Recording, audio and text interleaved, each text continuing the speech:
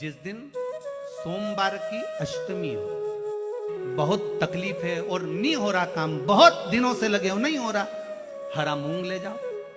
मूंग के दाने तो रहते हैं घर में, केवल 31 मूंग के दाने लेकर जाइए, 31 चावल के दाने लेकर जाइए और 31 ही बेलपत्र लेकर जाइए। जिस दिन सोमवार की अष्टमी हो, कौन से दिन?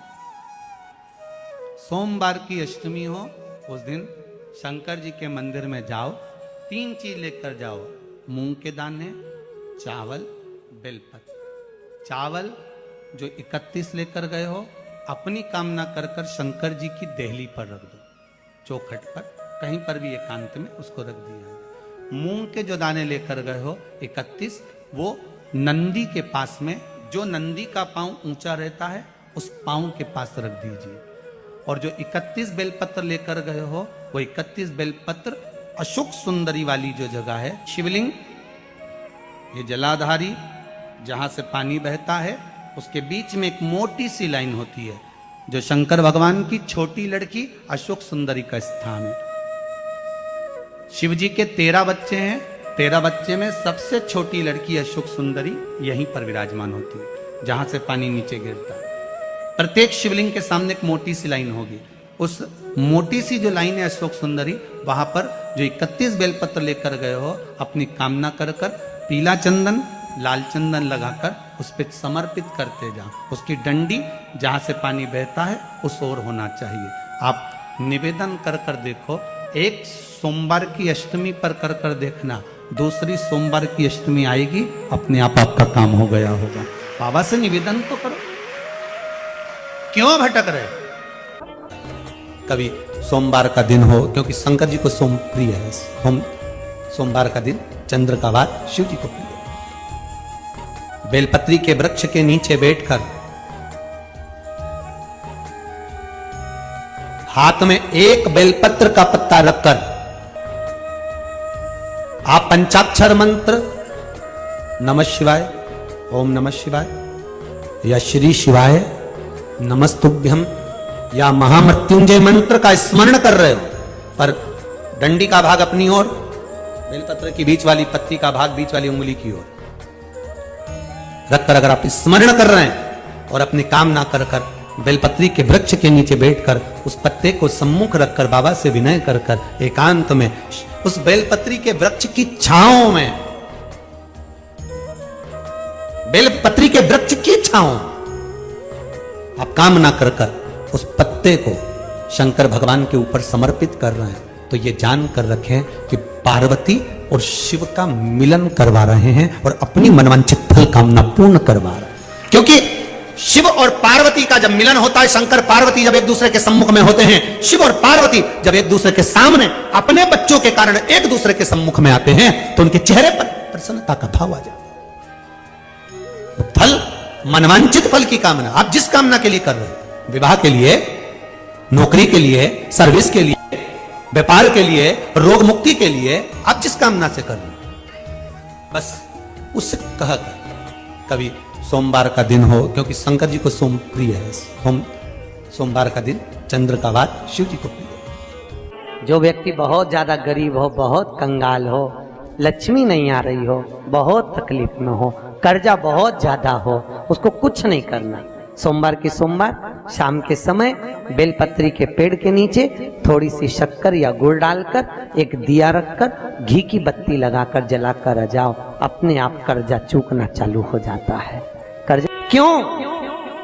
माता लक्ष्मी को भगवान शिव ने कहा था, लक्ष्मी तेरा विवाह मैं भगवान नारायण के साथ कर रहा हूं, तो नारायण के चरणों में तो रहेगी, पर एक बात याद रख, माता पार्वती के नयन अश्रु से प्रकट हुए बेलपत्र के नीचे शाम के समय पर तेरा निवास होगा, तो प्रतिदिन शाम के समय पर बेलपत्र के पेड़ के नीचे बैठकर नारायण की आराधना करेगी। जो तेरे नाम का दिया बेलपत्र के पेड़ के नीचे लगाएगा, उसका घर संपदा से भर जाएगा। महाराज, शिव महापुराण तो यहां तक कहती है कि आपका कोई काम अटक रहा है, कोई काम नहीं हो रहा, बहुत परेशान हो गए, बहुत थक गए, उस काम के लिए सबके हाथ भी जोड़ लिए, सबके पास होकर आ गए, पर वो काम बढ़ी नहीं रहा। तो निवेदन करते हैं, घी के दिए में काली तिल डालकर सोमवार के दिन शंकर जी के मंदिर के सामने तुम रुका जी का नाम लेकर दिया लगाकर, जिस काम को तुमने दुनिया के आगे कहकर देख लिया, कर देख लिया, नहीं हुआ, उस कार्य को एक बार दिया लगाकर निवेदन कर फिर जाकर देखना, काम आगे बढ़कर ही रहेगा, छूटेगा नहीं, अग्रणी। कहीं लग जाए आपकी जिंदगी में कि अब मेरा जीवन बहुत नरक सा निकल रहा है, बहुत कष्टमय निकल रहा है, ये बेलपत्री लेना, इस बेलपत्री के बीच वाले पत्ते पर पीला चंदन लगा लेना। कितना लगाना है? बीच वाला जो पत्ता है उस पर पीला चंदन। जब आपको लगे कि मेरा जीवन बहुत कष्टमय, अब ये रोग, अब ये कष्ट दूर ही नहीं हो रहा, अब ये आए दिन तकलीफ पर तकलीफ बढ़ती जा रही है, आए दिन रोग बीमारी, पैसा घर में बच नहीं रहा, बहुत कष्टमय जीवन है, इसमें लगाओ पीला चंदन बेलपत्री की बीज पत्ती पर।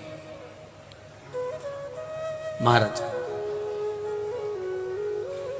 और बीज पत्ती पर जब चंदन लग जाए, लगने के बाद में ये दोनों पत्ती पर लाल चंदन लगा लीजिए। इन दोनों पत्ती के बीच में जो डंडी का भाग होता है, आपको कहा था, आपको स्मरण में होगा शायद, हमने जब बेलपत्री की महत्वता बताई थी तो उस बेलपत्री की महत्वता में कहा था ब्रह्मा विष्णु महेश ये तीन हैं, बोला था। बीच में ये बड़ी पत्ती से लेकर जो दो पत्तियां होती हैं, इनके बीच में जो जगह बचती है, इसमें मां पार्वती के 64 योगनियां, मां पार्वती अपनी पूर्ण सिद्धि के साथ में जितनी भी देवी के स्वरूप हैं, वो माता 64 योगनियां देवी के स्वरूप में यहां पर विराजमान होती हैं। दो पत्ती के नीचे से जो डंडी होती है नीचे तक, ये पूरी डंडी में 33 कोटि देवी देवताओं विराजमान होते हैं इस पूरी डंडी के अंदर। तो ये बीच वाली पत्ती है, ये जो बीच वाली पत्ती का जो भाग होता है, इस पत्ती के भाग में शहद का प्रयोग कर यहां पीला चंदन, लाल चंदन, लाल चंदन, शहद का प्रयोग कर इसी तरह से पकड़कर ये बेलपत्री की जो डंडी है वो अशुक सुंदरी पर जब आप समर्पित करें तो जहां से जल बहता है उस ओर पर इस पत्ती को चढ़ाकर केवल आपके हृदय की बात कहकर देवाधिदेव महादेव से कोई भी शिव जी का मंत्र, पंचाक्षर नमः शिवाय, षडाक्षर ओम नमः शिवाय, श्री शिवाय नमस्तुभ्यम, या महामृत्युंजय मंत्र, जो शिव का मंत्र हो आपके पास में, उसको बोलते हुए देवाधिदेव महादेव को धीरे धीरे जल की धार चढ़ाना प्रारंभ करो। जल की धार जब पूर्ण होने लगे, उसमें थोड़ा जल बचे, तब अशुक सुंदरी पर जो तुमने बेलपत्र चढ़ाई है वहां उस जलधार को चढ़ाएं। ये प्रयोग आपको केवल सोमवार की अष्टमी पढ़ने पर ही करना है। कौन से दिन करेंगे? जम के बोलिए जरा।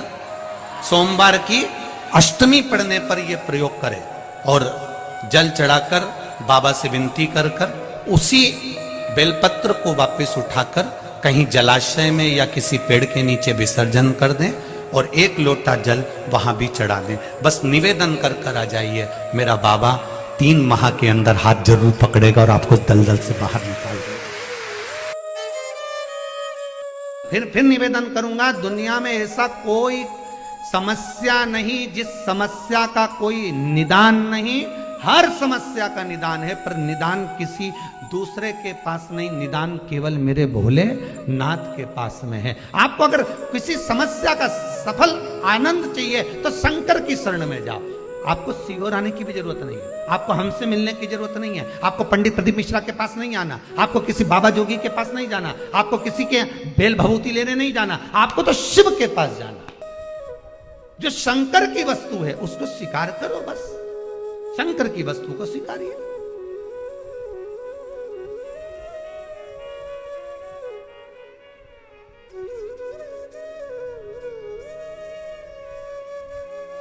शंकर की वस्तु को स्वीकार करना चालू कर दीजिए।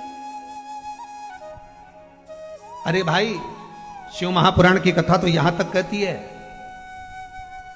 यहां तक वर्णन कर रही है, जिस व्यक्ति की नौकरी नहीं लगती, सर्विस नहीं लगती, हर जगह पर अप्लाई कर रहा है, बार बार इंटरव्यू देने जा रहा है, लगातार उसको अगर सफलता प्राप्ति नहीं हो रही है तो धतूरा ढूंढो। धतूरा कहीं बाजार में नहीं मिलेगा, किसी वृक्ष से धतूरा तोड़ लिया, कुछ मत चढ़ा, तू शंकर जी के मंदिर में जाकर तेरा नाम और गोत्र बोल और शिव जी को धतूरा चढ़ाना चालू कर दे और बाबा से विनती कर, धतूरा चढ़ाना चालू कर।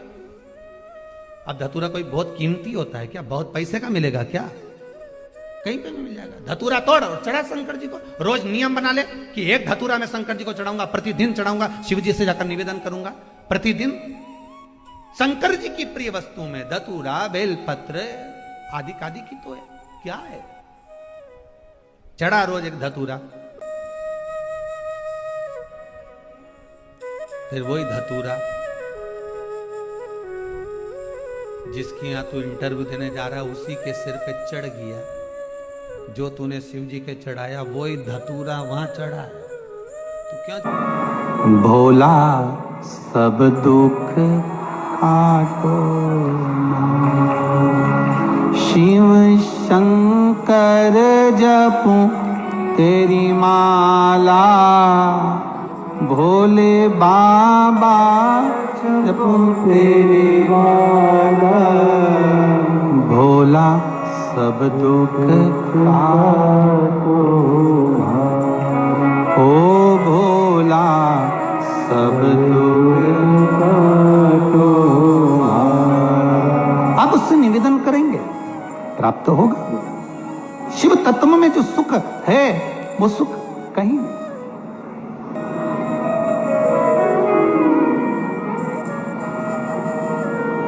एक मात्र शिव मंदिर में झाड़ू लगा रही हैं अहिल्याबाई, साधारण सा भाव है, केवल एक झाड़ू। कई लोग कहते हैं महाराज जी आप कहते हो मंदिर में जाकर झाड़ू लगाओ, पोछा लगाओ, तो जो हमने मंदिर में रख रखा है स्वीपर आदि आदि जो भी सेवा करने वाला है, काम करने वाला है, वर्कर है, वो कर रहा है, तो हम क्यों करें? अरे भाई एक बात याद रखना, आप सबसे पूछना चाहूंगा, आप लोग कहते हो कि मंदिर की सफाई जो वर्कर रखा है उसे करना चाहिए, मंदिर की सफाई जो पुजारी रखा है उसको करना चाहिए। मैं आपसे पूछना चाहता हूं कि आपके घर में जो तिजोरी है दिवाली पे उसकी सफाई कौन करता है? नौकर करता है? अरे बोलते तो जाओ। नौकर करेगा? नहीं। वर्कर करेगा? नहीं। स्वीपर करेगा? नहीं। तिजोरी की सफाई कोई दूसरा नहीं करता,